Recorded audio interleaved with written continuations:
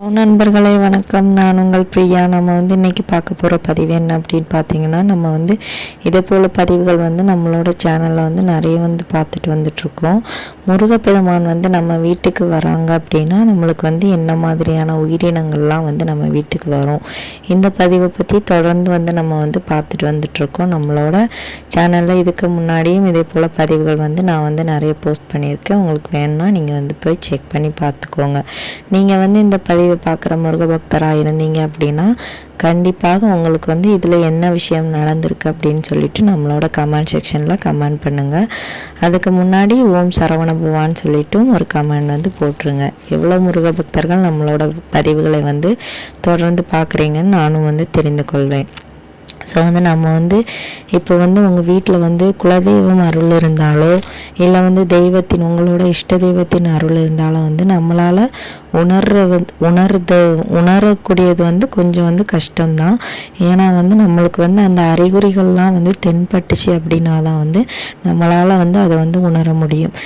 என்ன அறிகுறிகள் அப்படி உங்களுக்கு தென்படும் அப்படின்னு பார்த்தீங்கன்னா, உங்கள் வீட்டில் நீங்கள் பூஜையை வச்சுருக்க மாட்டீங்க. அன்னைக்கு செவ்வாய்க்கிழமையோ வெள்ளிக்கிழமையோ அந்த நாட்களில் தான் நம்ம பொதுவாக விளக்கேற்றி பூஜைகள் பண்ணுவோம் வீட்டில். ஆனால் அந்த நாட்கள் கூட இல்லை. ஆனால் உங்கள் வீட்டில் இந்த பன்னீர் வாசனமோ இல்லை சந்தனம் முருகருக்கு ரொம்பவும் பிடிக்கும். அந்த சந்தன வாசனமோ வந்துச்சு அப்படின்னா கண்டிப்பாக முருகர் உங்கள் இல்லத்தில் இருக்கிறார் அப்படிங்கிறத உங்களுக்கு உணர்த்துறதுக்காக தான் இந்த மாதிரி நறுமணங்கள்லாம் உங்களுக்கு வீசும். இல்லை உங்களுக்கு குலதெய்வத்தின் அருள் இருந்தாலும் இந்த மாதிரி நறுமணங்கள் உங்களுக்கு வீசும். அதே மாதிரி பார்த்திங்கன்னா இந்த சஷ்டி நாள், அப்புறம் கிருத்திகை திதி, அப்புறம் வியாழக்கிழமை, விசாக நட்சத்திரம், அதுக்கப்புறமா செவ்வாய்க்கிழமை முருகனுக்கு உகந்த நாள், இந்த நாட்கள்லாம் நீங்கள் பூஜை பண்ணிகிட்டு இருக்கும்போதோ இல்லை முருகனுக்கு இன்றைக்கி நீங்கள் பூஜைகள் பண்ணலாம் அப்படின்னு சொல்லிட்டு தயாராக இருக்கும்போதோ உங்கள் வீட்டுக்கு மயில் வருது அப்படின்னா முருகர் நான் உன் கூடையே தான் இருக்கிறேன் அப்படிங்கிறத உங்களுக்கு உணர்த்துறதுக்காக அவர் அந்த மயில் மூலமாக நம்மளுக்கு தெரிவிப்பார். நீங்கள் இப்போ டவுன் சைடு இருக்கிறீங்க அப்படின்னா நீங்கள் மயில் பார்க்குறது ரொம்பவும் கஷ்டம்.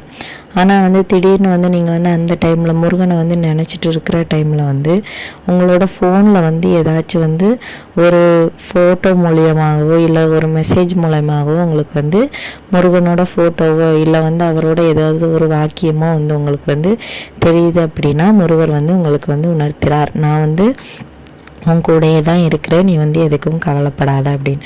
அதே மாதிரி உங்களுக்கு ரொம்ப துன்பமான துயரமான காலத்தில் நீங்கள் என்ன செய்கிறதுனே தெரியாமல் ஒரு யோசனையிலேயே இருப்பீங்க.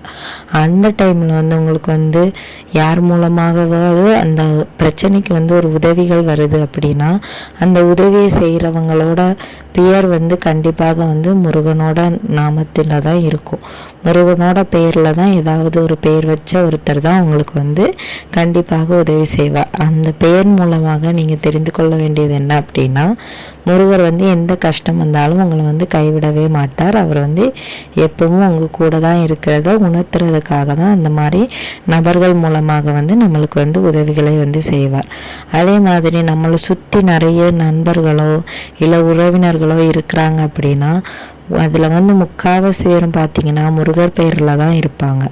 இது நிறைய முருக பக்தர்களுக்கு இந்த மாதிரி நிகழ்ச்சிகள்லாம் நடக்கும். நீங்கள் தீவிரமான முருக பக்தர்களாக இருந்தீங்க அப்படின்னா கட்டாயமாக உங்கள் வாழ்க்கையில் இந்த மாதிரி நிகழ்ச்சிகள்லாம் கண்டிப்பாக நடக்கும். அப்புறம் நீங்கள் ரொம்ப கஷ்டமான மனசு உடைஞ்சி போய் இருக்கிற நேரத்தில் உங்கள் மொபைலில் திடீர்னு பார்க்கும்போது உங்களுக்கு என்ன கஷ்டம் இருக்கோ அது சம்பந்தமாக உங்களுக்கு ஏதாவது ஒரு முருகனோட படம் வைத்து அவர் ஆறுதல் சொல்கிற மாதிரியே நீங்கள் ஒரு இது பார்ப்பீங்க, இமேஜ் பார்ப்பீங்க அப்படின்னா கண்டிப்பாக முருகர் உங்களுக்கு ஆறுதலாக இருக்கிறார். அவர் என்ன கஷ்டம் வந்தாலும் உங்களை விட்டு கொடுக்க மாட்டார், உங்களை விட்டு செல்லவும் மாட்டார், உங்களை எப்பவும் அவர் கைவிட மாட்டேங்கிறத உணர்த்துறதுக்காக யாரோ ஒருத்தர் மூலயமா உங்களுக்கு அந்த செய்திகளெல்லாம் உங்கள் கண்ணில் பட வைப்பார். அதுலேருந்து நீங்கள் தெரிந்து கொள்ளலாம் முருகர் எப்பொழுதும் உங்கள் கூடயே உங்களுக்கு துணையாக இருக்கிறார் என்று.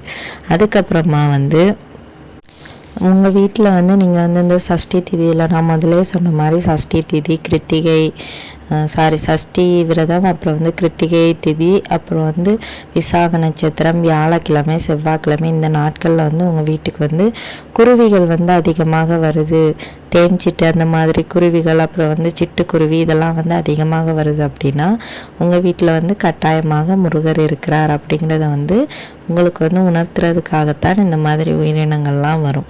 அப்புறம் வந்து இரவு நேரத்தில் வந்து பல்லி பார்க்குறது, பல்லி வந்து அந்த சத்தம் தடையடிக்கிறது, அதுக்கப்புறம் வந்து பச்சை நிற வெட்டுக்கிளி வர்றது, இதெல்லாம் வந்து முருகர் இருப்பதை வந்து உங்களுக்கு வந்து உணர்த்தும்.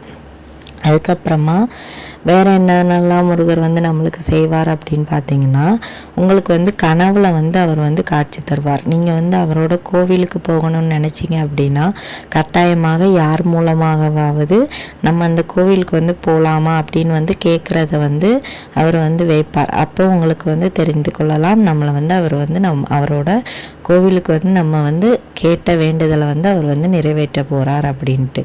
அதுக்கப்புறமா நீங்கள் வந்து உங்களோட கனவுல வந்து முருகரோட அந்த கோவில் கோபுரமோ இல்லை வந்து திருச்செந்தூர் கடற்கரையோ இதெல்லாம் வந்து பார்க்குறீங்க அப்படின்னா கட்டாயமாக வந்து உங்களுக்கு வந்து அவர் வந்து உங்கள் கூடவே இருக்கிறார். உங்களோட துயர கஷ்டங்கள், அப்புறம் வந்து உங்கள் கர்ம வினைகள்லாம் வந்து அவரோட தீர்த்து வைக்க போகிறார். முருகனோட கோயில் கோபுரம் வந்து நீங்கள் பார்த்தீங்க அப்படின்னா உங்களோட சகலவிதமான பாவங்களும் வந்து குறைய போகுதுங்கிறத வந்து உணர்த்துறதுக்காக வந்து அவர் வந்து உங்களுக்காக அந்த மாதிரி கனவுல வந்து காட்சி தருவார்.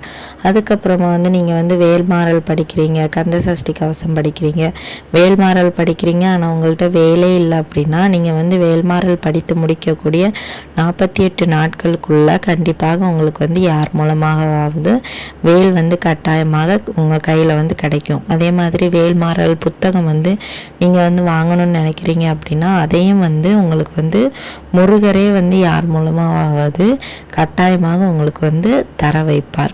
இது வந்து இதெல்லாம் வந்து உங்களுக்கு வந்து நடக்கணும்னு இருந்துச்சு அப்படின்னா கண்டிப்பாக முருகர் வந்து யாராவது ஒரு நபர் மூலமாக, அதாவது அவர் பெயர் உள்ள ஒரு நபர் மூலமாகத்தான் இந்த காரியங்கள் அனைத்தையுமே நடத்துவார்.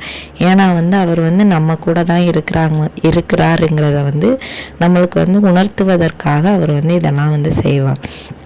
அதுக்கப்புறமா வந்து நீங்கள் இந்த ரொம்ப வருஷமாக வந்து குழந்தை இல்லாமல் கஷ்டப்பட்டுட்டு இருக்கிறீங்க, ஆனால் வந்து முருகனே வந்து நம்பிட்டு இருக்கிறீங்க, முருகர் வந்து எனக்கு வந்து எப்படியாவது குழந்தையெல்லாம் தருவார் அந்த மாதிரி ஒரு எண்ணத்தில் இருக்கிறீங்க அப்படின்னா உங்களுக்கு பிறக்க போகிற குழந்தைகள் வந்து எத்தனை வருடம் கழித்து பிறந்தாலும் சரி, மாதம் கழித்து பிறந்தாலும் சரி, அது வந்து முருகருக்குரிய அந்த சஷ்டி திதி, அப்புறம் வந்து அந்த கிருத்திகை திதி, அப்புறம் வந்து விசாக நட்சத்திரம், அந்த மாதிரி முருகர் சம்பந்தப்பட்ட ஏதாவது ஒரு நாட்கள்லையோ அந்த நட்சத்திரங்கள்லையோ தான் கண்டிப்பாக பிறப்பாங்க.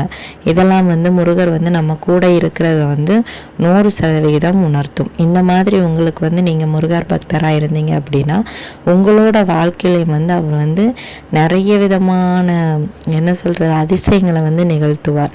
உங்களுக்கு வந்து ஏதாவது கோவிலுக்கு போகணும், இப்போ எனக்கு முருகர் கோவிலுக்கு போகணும்னு தோணுது அப்படின்னா கட்டாயமாக அதுக்கான வழிகளையும் அவரே வந்து அமைத்து தருவார். உங்களுக்கு வந்து எவ்வளோ பெரிய கஷ்டம் வந்தாலும் அதுக்கு தீர்வு தரக்கூடியது வந்து முருகராகத்தான் இருப்பார். இந்த மாதிரி பலவிதமான அறிகுறிகள் மூலமாக நம்மளுக்கு வந்து அவர் வந்து நம்ம கூட இருக்கிறத வந்து உணர்த்தி கொண்டே இருப்பார். ஸோ வந்து நீங்கள் வந்து முருகர் பக்தராக இருந்தீங்க அப்படின்னா உங்களுக்கு என்ன மாதிரி அறிகுறிகள்லாம் தெரிந்தது அப்படின்னு சொல்லிட்டு நம்ம கமெண்ட் செக்ஷனில் சொல்லுங்கள். இந்த கலியுகத்தில் வந்து கண்கண்ட தெய்வமாக இருக்கும் நம்ம அப்பன் முருகன் நம்ம அனைவரையுமே காப்பாற்றுவார். இந்த வீடியோவின் பதிவு வந்து உங்களுக்கு உபயோகமாக இருந்துச்சு அப்படின்னா மறக்காமல் ஒரு லைக் பண்ணுங்கள். இந்த வீடியோவின் முழு பதிவை பார்த்ததற்கு மிக்க நன்றி.